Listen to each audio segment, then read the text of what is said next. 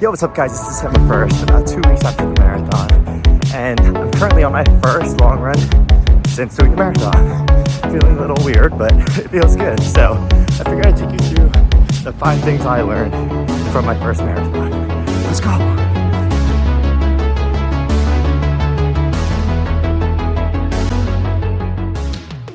All right, first thing, nutrition. And I cannot emphasize this enough. That means everything up to the marathon, watching diet. It's literally the key to successful training and making sure you don't feel terrible on race day. Carb loading is so important. Counting carbs, counting macros, things like that. Obviously they're good if you want to do that. I didn't do any of that kind of thing. But yeah, to feel good on race day, make sure you're keeping your body clean, make sure you're keeping your carbs clean, make sure you're not trashing yourself for no reason. Additionally, during the race and during training, make sure you figure out these little goos or something along the sorts, because your body cannot sustain 26.2 without taking anything in. It doesn't have to be goos, that's just what I went for. But make sure you're getting something in during the race and during training so that your body's really used to what you're gonna be feeding it. The other thing that was so key for me was these little salt pills. They're great for cramping, whether it's after a long run training or if you watched my last video, you know I took a bunch of them during the race. And pretty much I was just listening to my body. And whenever I felt like I needed them or when the cramp was coming, yeah, pop one of these in. I ended up taking, I'm not really sure if I took more than I should have, but I took quite a few of them. But yeah, they're a real lifesaver.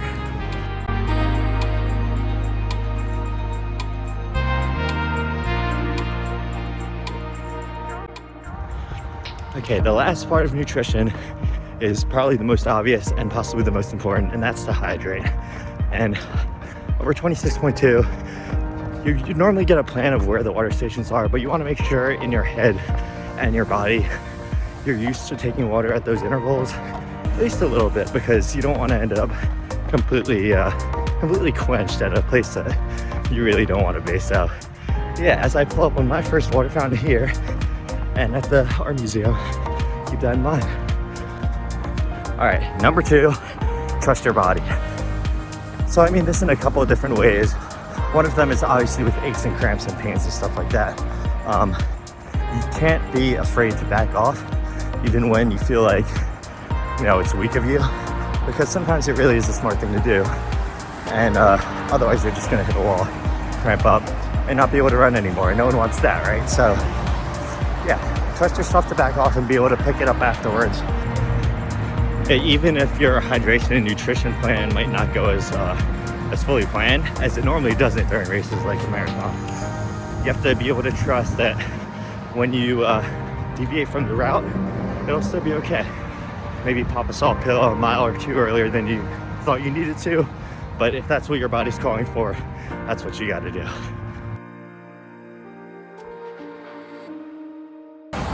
Okay, I also want to stress the other way though, because for me, I went out there and my body was feeling amazing to do the race. So I went way faster than I was planning for. And that's the other side of the coin, where I think you also need to trust yourself to be aggressive at times. And if your body's telling you we can do way more, don't be afraid to do way more. Now, I'm not saying to blow your load in the first half mile or the first 5K and then, hit the wall. But, if you feel like you can pick it up a little bit, as you normally will after like a full taper and proper nutrition and stuff like that, do what your body feels like you can do, But if you hit the wall, I didn't tell you to do that. Hitting right around 2 miles right now. That's this beautiful view. All right, anyway, number 3, support system. So if you watch my last marathon video, you'll hear me emphasize it so much at the end, how much I was thanking my friends and stuff for being at the race places and stuff. And honestly, that's because that's all I could think of at that time, because that's where a lot of my adrenaline came from at the end. And while the crowds did pick me up and everything, it really was when I saw one of my friends shouting at me or something like that. It really gave me that extra push to keep going. So this goes for within training too. The whole series, I was training with Adam and Brant. We were constantly pushing each other to do better, constantly updating each other, whether it was struggles or whether we hit a pace that we really wanted to hit or something like that. So yeah, if you train with people, you'll train better. So grab a buddy, grab a sibling, make them do something with you. During the race, if you can be so lucky as to get them to position themselves in good places to where you think you might need a pick-me-up, that is obviously ideal. Wesley! Wesley! But, you know, if you can't do that, you know, I got lucky finding a couple friends from school who I didn't even expect to see there, and they gave me a fantastic boost. So, if you have friends in your running community, you know, reach out to them, do a race together. Maybe you can make friends in your running community, whatever it may be. Grab a buddy.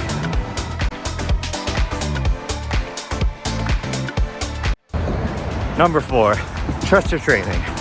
Okay, so this is really important mentally, I think, even more than physically, because if you have a bad night's sleep or something before, it happens. There's a lot of nerves, a lot of excitement, but nothing to take away from all of the miles you've done training up to this point. And no matter what happens those last few days, all those miles are behind you and in your legs. So at the end of the day, you gotta trust that. You gotta trust that you put in the work and the training plan to get you to where you need to be. You gotta just go knock it out. Personally, these vlogs have been a great way for me to track my own progress and just see what I'm doing and how far I've come from a certain point. I know a lot of people do running journals and stuff, so I just didn't feel like writing that much. But if you want to do that, it's also a great way to see, you know, really feel accomplished of yourself and make sure every time you go on a run, you can celebrate it a little bit. In terms of what you actually might want to be mentally training, take a quick stop, but so this is my little belt, and I didn't have a good plan on how to hold my my phone and all my gels and stuff for the race until probably a couple weeks before.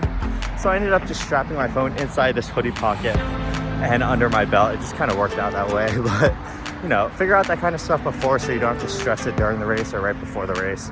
And if you want to run the race a certain way, like negative splitting it, for example, that's something you want to train mentally beforehand and do it during your long runs or your just normal training runs, stuff like that, so that you're really mentally prepared to either hold back a little in that first half and explode that second half, or whatever strategy you want to do.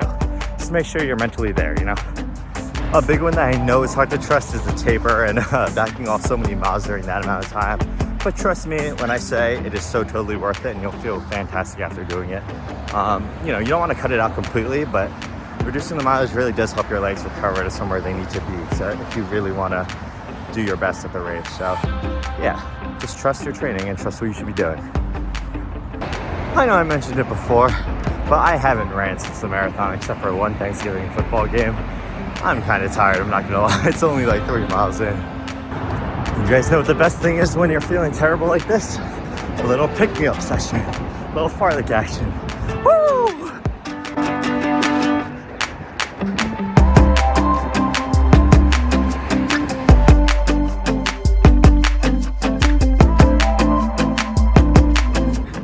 All right, number 5, take in your surroundings and enjoy it. All right. Well, I can't say I'm particularly enjoying myself right now. You should definitely take in your first marathon as a big experience, because it is your first one, and you know, nothing's more memorable than the first time. I pretty much always run with music in, that's just me. But even for the marathon, I didn't turn it on until 8-ish miles, when we were kind of out of the city area and approaching the less populated area, I guess, with spectators. But yeah, honestly, trust me, all the screens and stuff will fire you up so much, especially for one of the big marathons like Philly, New York, any of the majors. All right, excuse me as I'm dying a little bit at the end of my run.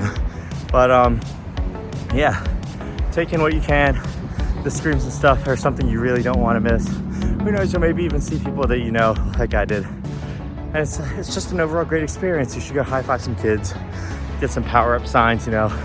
Little star powers, little mushrooms, they all work. I promise you, they do work. Can't confirm. But yeah, that's pretty much it. I will say you do also want to be careful about going out too fast, because that's very easy to do, which even I did. I went out way faster than I was planning to. It just kind of worked out. But I do know people who kind of died a little bit because the crowd picked them up too much. So be wary of that, but definitely use it if you can. All right, guys, just wrapping up, just hitting 6 miles. A I figured I'd give you one more tip to go because it just definitely occurred to me.